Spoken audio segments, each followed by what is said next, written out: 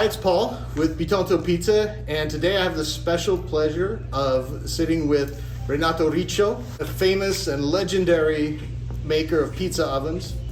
We're going to talk a little bit about what goes into a good pizza oven, but first of all, let me just introduce Renato. Hello. Why don't you tell us a little bit about your background and how that led to you making ovens? What got you into Forza it? Italia, European champions.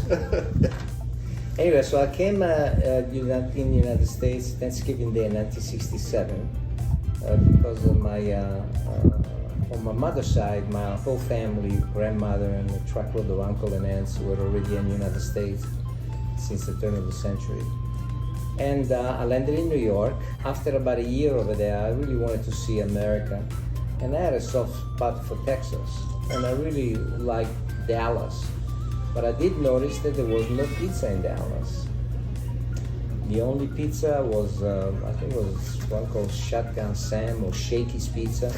And they would have a dough they would cut with a number 10 can.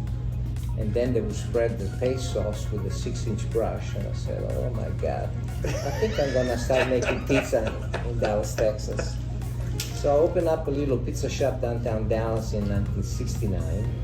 My financial resources were minimal at the time. So I built my own oven and I started from there, selling pizza by the slice New York style. And one thing led to another. And then all of a sudden I was making more money building pizza oven on weekends than selling pizza by the slice at 35 cents a slice. And I hired people that helped me put the mold and patterns together, and I was in the brick oven business. And I got a call from Mr. Romano, and he said, I'm doing a restaurant in Leon Spring, Texas called Romano Macaroni Grill. And we would like one of the Renato ovens. And then immediately, I mean, just in a matter of months, Brinker International bought the concept from Phil Romano, and they started building Romano's Macaroni Grill all over the country. And all of a sudden, I was building as many as one oven a day. So I put all this thing together, and I put in the wood burning, gas burning, infrared burning, and a second opening for high volume. They could have one pizza man or two making the pizza, making it up on the side of the oven or on the back of the oven, and have the expediter in the front, whose only job was to turn the pizza cooker and take it out. We have there is in operation a Renato oven in every continent of this earth, except for one, Antartica, which is not allowed. It's a scientific island. But from Alaska to the Terra del Fuego, from Russia, all the way down to Tasmania in Australia, you will find them in that area. But you know, people that actually talk to on their national TV show, like Jimmy Kimmel, here, and Chris Bianco Pizzeria in Phoenix, as they were doing some cooking demonstration, he would say, well, we are using a Renato oven, so I don't know, I should mention his name. Yeah, the smallest oven that I made that weighed about 3,000 pounds, a ton and a half. It was a 3-foot oven on the outside, and the cooking surface about 25 inches, more or less. The time you put in the wood pile, you start the fire in the center, then when you went to a pin coal, you would shove it all the way to the back. You would put in, and again, I'm going to tell you why, only one pizza at a time, even for me that do this for a living, is because when you have like a 25-inch cooking surface, where 8 to 10 inches is used by the wood pile or the pin holes or the wood burning, when you slide in the pizza, the edge of the pizza that is close to the fire is in a very close proximity, and no matter what kind of dough you put in there, after 10 or 15 seconds, I mean, that side is gonna cook a lot quicker than the side facing the door. So basically, even if you're a very, very good, very fast pizza man, you slide the pizza oven in a small oven, and you actually have to stay there, and after 10 seconds, 15 seconds, you gotta start spinning around, because the fire in such a proximity of the dough and the sauce, you burn everything. All my ovens were the dome was not in one piece, and this allowed the oven not to fall apart. Just a little incident, I believe it was 19 86 or 87 when they had the terrible earthquake in San Francisco. And I already had in San Francisco about a couple dozen ovens at the time. And none of them was damaged because another thing that I did, not also I made the oven heavy duty with interchangeable and movable parts inside, but also put it on wheels. So all my ovens, the bottom is a caster. So when the earthquake came, the oven moved out, busted the wall, but it was there. What are really the first principles of a pizza oven? Well, the brick pizza oven came out of a concept that instead of cooking the pizza like you would do in a regular oven, where the heat comes from the bottom of the oven, heats up whatever surface you're cooking, being a stone or a pan or screen or whatever, and then residual air temperature cooks the top of the pizza or the bread or whatever. The brick pizza oven concept was a little bit different. In other words, the source of the heat, until I invented the infrared, Right. the source of the original pizza oven, the source of the heat only comes from the top, and you cook the pizza from the top down.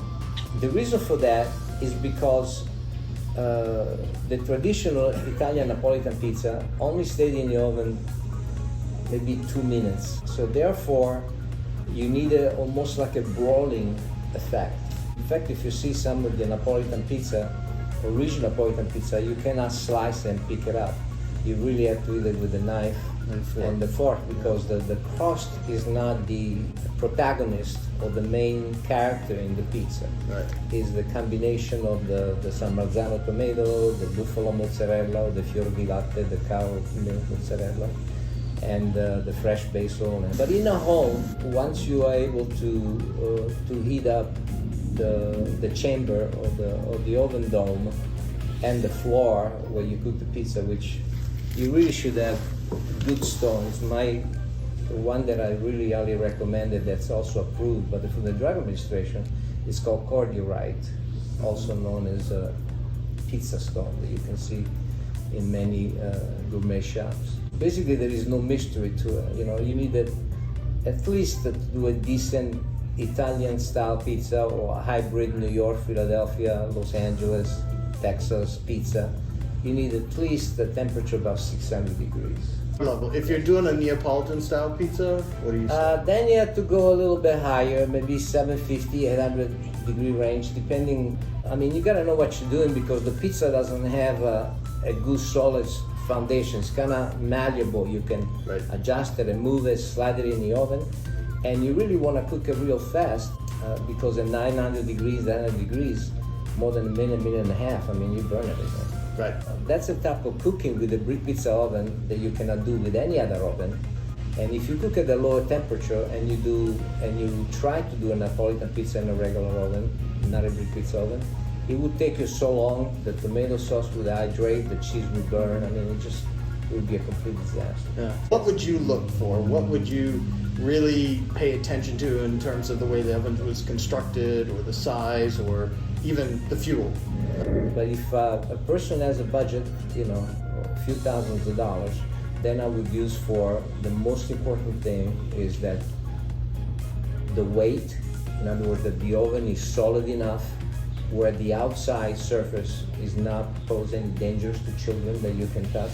Safety, and then in my case, since I know my business, I would make sure that the mouth of the oven is not extremely large in relationship to the circumference. 75 centimeters or 25-inch ovens, I would use maybe 9-inch opening on the door, 10 at the top, 11 inches high, which 11 and a half inches high, which is my standard measure.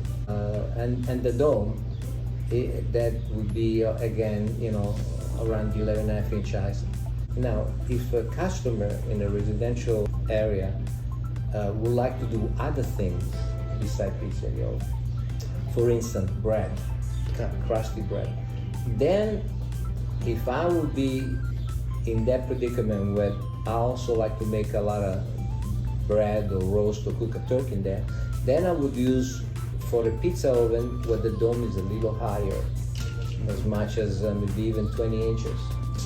I don't think it's necessary to go into anything besides wood and or gas or gas alone, because it's efficient, it's effective.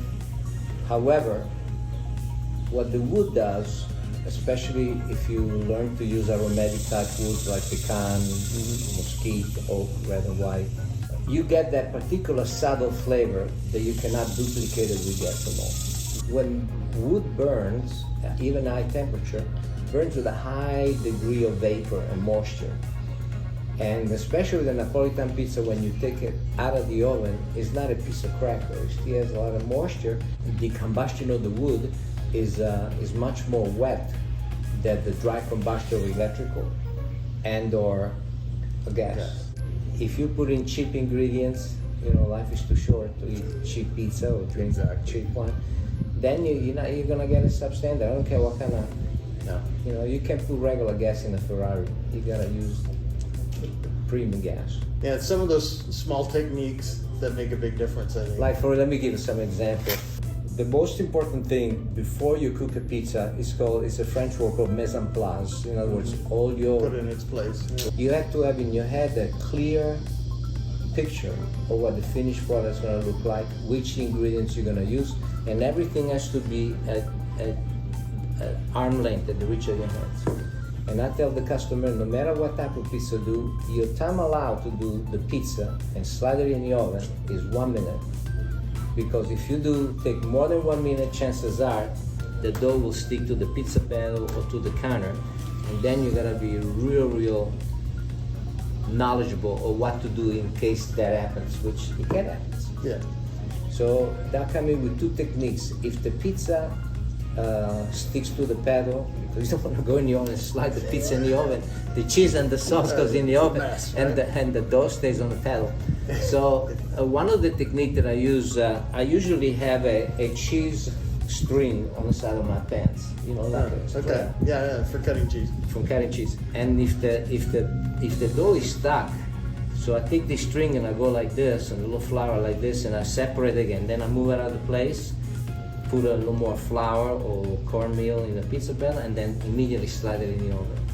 Another way that I do is called the Italian kiss. It's assumed that this is my phone is the pizza pedal, and this is the pizza, and the thing in my stock. I do the Italian kiss. I bring it close to my lips and I go. Right. And I blow underneath, and it sort of make an air cushion, and then immediately in the oven. You never clean the oven or you touch the ashes until the next day. Right. Or the 2 or 3 days, when for sure everything is full on. Renato, thanks very much. It's a pleasure to speak to you. And buona fortuna Grazie. per il resto, e speriamo che piaccia questo video al mondo. La cosa più bella, the best thing to remember, that's been the motto in my life. If I can afford it, I don't need it. But life is too short to eat cheap pizza and cheap wine, drink cheap wine. It's too short. All right. Priority set by Renato Riccio. Thanks very much. Prego. Grazie.